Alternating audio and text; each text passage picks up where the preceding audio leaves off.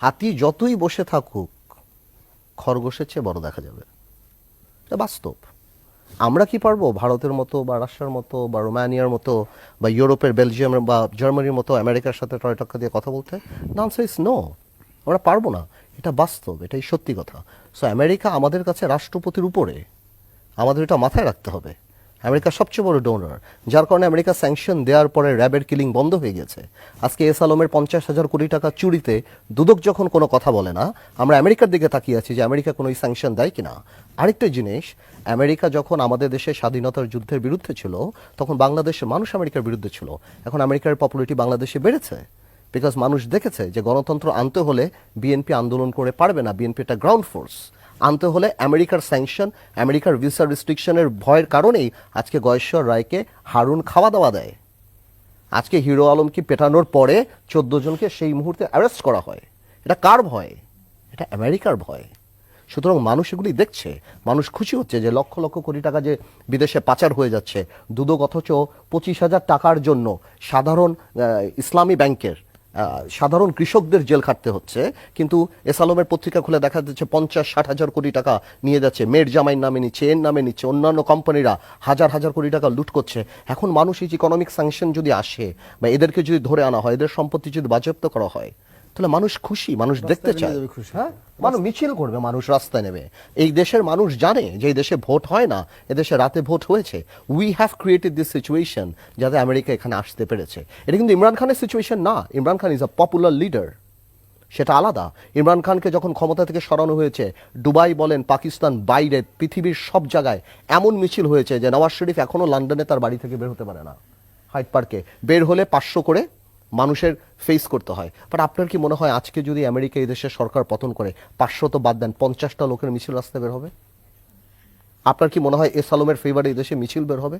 যে এস আলম অত্যন্ত সৎ লোক, আমাদের ইকোনমিতে ভালো কাজ করছে। S Alam is a name. এরকম আরও অনেক আলম আছে যারা ব্যাংক লুট করেছে, এরকম আরও অনেকে আছে। তো আমি সেটা বলারই চেষ্টা করছি, সিচুয়েশন ইজ ডিফারেন্ট। আমেরিকা গণমানুষের এই যে ভোট যে হয় না, এটা তো সত্যি কথা, এটা তো মিথ্যা না। এটা কেন হয় না, কিসের জন্য হয় না, কোনটা ভালো, কার অল্টারনেট নাই, সেটা বলার দরকার নেই। ইভেন কি আওয়ামী লীগই ভোটার আনতে পারে না। আপনি চট্টগ্রামেও দেখলেন, ঢাকাতেও দেখলেন, 3,25,000 ভোটের মধ্যে হিরো আলম যদি না দাঁড়াতো, হিরো আলমের তো ছবি টাঙিয়ে রাখা উচিত আরাফাত সাহেবের, তো 5% ভোটও কাস্ট হতো না। তাহলে আওয়ামী লীগের ভোটাররা কোথায়? তার মানে এই যে একটা গ্রুপ আলাদা হয়ে গেল, জনগণ আলাদা হয়ে গেল। আজকে ইকোনমির অবস্থার দিকে তাকিয়ে দেখেন, মানুষ করবে না কেন? আজকে রাশিয়ার এই এই যুদ্ধের জন্য আপনি বলছেন জিনিসপত্রের দাম বাড়ছে, তো কচু কি রাশিয়া থেকে আসে? কচু তো রাশিয়া থেকে আসে না। এই ভাজি, এই যে তরি তরকারি তো রাশিয়া থেকে আসে না। আজকে আপনি গভর্নমেন্ট টাকা কামানোর জন্য কাস্টমস আর দিয়ে আপনি এমনভাবে বাড়াচ্ছেন যে 80 টাকার আপেলের দাম এখন 350 টাকা আজকে 1 কেজি। মধ্যবিত্ত ফল খেতে পারে না। গ্রামের মানুষরা তেলাপিয়া মাছ আর চাষের পাঙ্গাস ও যদি না থাকতো তাহলে চেহারা দেখতো না। তো মানুষের তো না বিষয়ে উঠে গেছে, এটা তো মিথ্যা কথা না।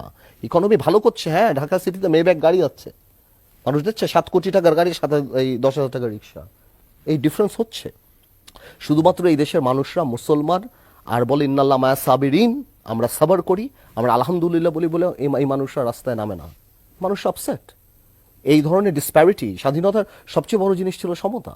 তো আজকে আমেরিকা কেন পপুলার হয়েছে বাংলাদেশে? আমেরিকা কোনোদিন হয় নাই। পপুলারিটি এই জন্য হয়েছে because America started speaking the language of the people. এখন আমেরিকার কি মোটো, আমেরিকার কি ইচ্ছা, আমেরিকার কি বাসনা, আমেরিকার কি ইন্টারেস্ট, সেটা পরের কথা। কিন্তু আমেরিকা রাশিয়ার সাথে কি ফাইট করুক, চায়নার সাথে, বললেন ভাই, বললেন সৌদি আরব আমেরিকা করে না। আমেরিকা করতে চায় না because Saudi Arab goat money. It's not America করে না, আমেরিকার সৌদি আরবে ইন্টারেস্ট আছে, যেই কারণে আমেরিকা করে না। আমেরিকা কালকে যদি, এক সময় আমরা ছোটবেলা দেখলাম ইরানও আমেরিকার বন্ধু ছিল, বুঝতে পারছিল, বন্ধুত্ব হারিয়ে গিয়েছে। কালকে যদি সৌদি আরবের সাথে বন্ধুত্ব হয়, আমেরিকা করবে। ওইটা আমাদের হেডেক না। আমরা বলছি বাংলাদেশের রাজনীতির যে ডেডলকটা, এটা খুব সিম্পল একটা জায়গা। আইদার এই দেশে নির্দলীয় সরকার হবে, আর যদি না হয়ে আওয়ামী লীগ যদি ভোট করে, আপনি বুঝতে পারছেন আন্দোলনের মুখে, মনে করেন আমি গণ অভ্যুত্থান হলো না, একটা সিম্পল আন্দোলন হলো, সিম্পল, তাও 2% থেকে 3% ভোট, বেশি কাস্ট হবে না, কারণ মানুষ যাবে না। ভোটের যে পরিস্থিতি দরকার, ভোটের যে উজ্জীবনা দরকার, ভোটের যে একটা রমরম একটা সিচুয়েশন দরকার, কে যাবে? আমি আমার অর্ধেক ভোটার মহিলা, আমি আমার মা বোনকে নিয়ে ভোট দিতে যাবো যদি শুনে এখানে একটা বোম পড়ে, ওইখানে একটা মারিপিট হয়, তো 2 থেকে 3% আর কিছু ভোট চুরি টুরি হবে। প্রশ্নটা হলো এইভাবে আওয়ামী লীগ ক্ষমতায় আসার জন্য আওয়ামী লীগ কি রেডি নাকি? যেখানে আওয়ামী লীগের মন্ত্রী মিনিস্টারদের গোলাপ সাহেবের 4টা বাড়ি, এই সাহেবের 5টা বাড়ি, ওই সাহেবের আমেরিকায়, ওই সাহেবের কানাডা, ওই সাহেবের এইখানে, বড় বড় যারা যারা আছে কন্ট্রোভার্সিয়াল বিজনেসম্যান আওয়ামী লীগের বড় বড় লোকরা, এরা কি আগামীতে স্যাংশন খাওয়ার জন্য রেডি বা ভিসা রেস্ট্রিকশন খাওয়ার জন্য রেডি? আপনি যখন অনেক দেখুন, আপনি এখন এখান থেকে বাড়ি চলে যাবেন রাত বাজে 1টা, 1 কোটি টাকা দিলে যেতে পারবেন না।